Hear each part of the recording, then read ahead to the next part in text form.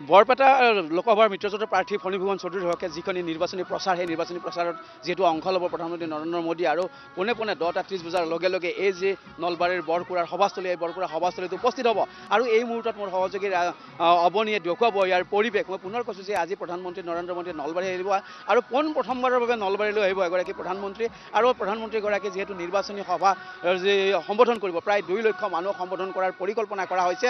ইয়াৰ পৰিৱেশ পৰিস্থিতি দেখুৱাব মোৰ সহযোগী অৱনীয়ে। ভিডিঅ' জাৰ্নেলিষ্ট অৱনীয়ে দেখুৱাই আছে ইয়াৰ পৰিৱেশ। যিহেতু এই যে বৰকুৰাৰ কৃষিপথাৰ এই বিশাল কৃষিপথাৰত ব্যাপক আয়োজন কৰা হৈছে আৰু মানুহ ইতিমধ্যে অহা আৰম্ভ কৰিছে। আমি দেখাবলৈ লৈছোঁ যে যথেষ্ট সংখ্যক যিহেতু মানুহৰ ইয়াত সমাগম হ'ব, প্ৰায় 2 লক্ষ মানুহৰ সমাগম হোৱা কথা। গতিকে আমি সেই পৰিৱেশ পৰিস্থিতি দেখুৱাই আছোঁ আৰু পোনে পোনে 10:30 বজাৰ লগে লগে গুৱাহাটীৰ পৰা প্ৰধানমন্ত্ৰী নৰেন্দ্ৰ মোদী ডাঙৰীয়া আহি ইয়াত অৱতৰণ কৰিব। 3খনকৈ হেলিকপ্টাৰেৰে অৱতৰণ কৰিব। গতিকে ইয়াৰ যি পৰিৱেশ ভিতৰৰ পৰিৱেশ কিছু আমি দেখুৱাবলৈ চেষ্টা কৰিম। কিছু কিন্তু এতিয়াও স্থানত জলমগ্ন হৈ আছে, যিখিনি হয়তো নিষ্কাশন কৰা সম্ভৱ নহ'ল। কিন্তু সন্মুখৰ ভাগৰ যিখিনি পৰিৱেশ সেই পৰিৱেশ কিন্তু সম্পূৰ্ণৰূপে নিষ্কাশন কৰা হৈছে বা ব্যৱস্থা গ্ৰহণ কৰা হৈছে। প্ৰায়খিনিতে চেণ্ড গ্ৰেভেল কৰা হৈছে আৰু কাৰ্পেট পাৰি দিয়া হৈছে। গতিকে মানুহৰ অসুবিধাৰ প্ৰতি লক্ষ্য কৰি সেই ব্যৱস্থাখিনি গ্ৰহণ কৰা হৈছে আৰু ইয়াৰ পৰিস্থিতি পৰিৱেশ আমি দেখুৱাবলৈ চেষ্টা কৰিম। মোৰ সহযোগী অৱনীয়ে দেখুৱাই আছে ইয়াৰ সম্পূৰ্ণ পৰিৱেশ। গতিকে এটা কথা ক'ব লাগিব, যিহেতু প্ৰধানমন্ত্ৰী নৰেন্দ্ৰ মোদী ডাঙৰীয়ালৈ আহি উপস্থিত হ'ব 10:30 বজাৰ লগে লগে আৰু বৰপেটা লোকসভা মিত্ৰজোঁটৰ প্ৰাৰ্থী ফণীভূষণ চৌধুৰীৰ লগতে কোকৰাঝাৰৰ যিগৰাকী প্ৰাৰ্থী বা ওদালগুৰিৰ যিগৰাকী প্ৰাৰ্থী সেই প্ৰাৰ্থীগৰাকীৰ হকেও ইয়াত কিন্তু নিৰ্বাচনী প্ৰচাৰ চলাব। গতিকে এই দাঁতি কাষৰীয়া বা গুৱাহাটীৰ যিটো সমষ্টি সেইটোৰো কিন্তু যথেষ্ট সংখ্যক মানুহ ইয়াত আহি উপস্থিত হ'ব। গতিকে দাঁতি কাষৰীয়া যিখিনি লোকসভাৰ সমষ্টি আছে তাতো তেওঁলোকৰ প্ৰচাৰ কৰা হ'ব, তেওঁলোকৰ কাৰণে প্ৰচাৰ কৰা হ'ব প্ৰাৰ্থীৰ কাৰণে।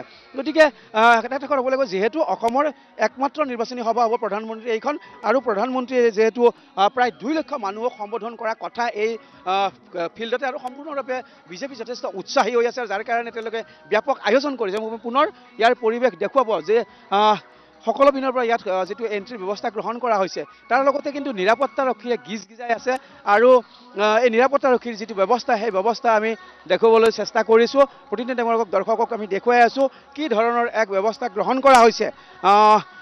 কিছু স্থানত কিন্তু আমি এতিয়াও কৈছোঁ যে কিছু স্থানত কিন্তু এতিয়াও পানী আছে, যিখিনি হয়তো নিষ্কাশন কৰা সম্ভৱ নহ'ল। কাৰণ ৰাতি যিহেতু আৰু বৰষুণ দিছে, গতিকে কালি গোটেই দিনে নিশা ইয়াত কাম চলিছিলে। গতিকে কিছু স্থানৰ পানী কিন্তু নিষ্কাশন কৰা সম্ভৱ নহ'ল। গতিকে কিছু যে মানুহ আহুকালৰ সন্মুখীন হ'ব এয়া নিশ্চিত। কিন্তু তাৰ সমান্তৰালকৈ যদি চাওঁ আমি সন্মুখভাগত যিহেতু চেণ্ড গ্ৰেভেলিং কৰা হৈছে বা কাৰ্পেটিং কৰা হৈছে, মানুহৰ যিহেতু উপস্থিতি যথেষ্ট সংখ্যক হ'ব, যথেষ্ট সংখ্যক সমাগম হ'ব। গতিকে কিছু আহুকালৰ কিন্তু যে সৃষ্টি হ'ব, তাৰ কাৰণে তেওঁলোকৰ প্ৰশাসন বা বিজেপিৰ ফালৰ পৰা যথেষ্ট ব্যৱস্থা কিন্তু গ্ৰহণ কৰা হৈছিলে।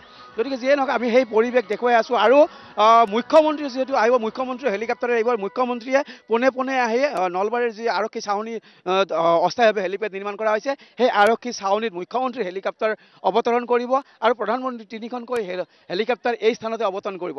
আৰু এই সভাস্থলীত আমি কৈছোঁ যে বিশাল কাট আউটৰ ব্যৱস্থা কৰা হৈছে, প্ৰধানমন্ত্ৰীৰ বিশাল কাট আউট আৰু সেই কাট আউটৰ লগতে প্ৰায় 50,000 ইয়াত দলীয় পতাকা ইয়াত লগোৱা হৈছে। গতিকে মিত্ৰজোঁটৰ যিহেতু অগপ, UPPL আৰু বিজেপি তিনিওটা দলৰে ইয়াত এই ধৰণৰ 50,000 তেওঁলোকে পতাকাৰ ব্যৱস্থা গ্ৰহণ কৰিছে।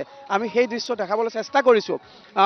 পুনৰ কৈছোঁ যে নলবাৰী আচলতে উখল মাখল এক পৰিৱেশ হৈছে, কাৰণ প্ৰথমবাৰৰ কাৰণে প্ৰধানমন্ত্ৰী আহিব নলবাৰীলৈ আৰু নলবাৰী স্বাভাৱিকতে উৎফুল্লিত বা আনন্দিত হৈছে বা বিজেপি কৰ্মীসকল বা বিজেপি সমৰ্থকসকল যথেষ্ট উৎসাহী আৰু উৎফুল্লিত হৈছে। আৰু অকল নলবাৰী সমষ্টিৰ পৰাই প্ৰায় 50,000 লোকৰ ইয়াত সমাগম হ'ব বুলি তেওঁলোকে ইতিমধ্যে জানিবলৈ দিছে।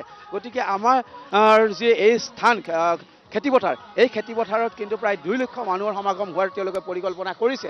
গতিকে সেই পৰিৱেশ আমি দেখুৱাবলৈ চেষ্টা কৰিছোঁ আৰু পোনে যিহেতু 10:30 বজাৰ লগে লগে আহি এই স্থানত উপস্থিত হ'ব। গুৱাহাটীৰ পৰা তেওঁ পোনে ইয়ালৈ আহিব আৰু আহিয়ে 2 লক্ষ মানুহক সম্বোধন কৰি এই স্থানতে প্ৰধানমন্ত্ৰী নৰেন্দ্ৰ মোদীয়ে নিৰ্বাচনী প্ৰচাৰ চলাব।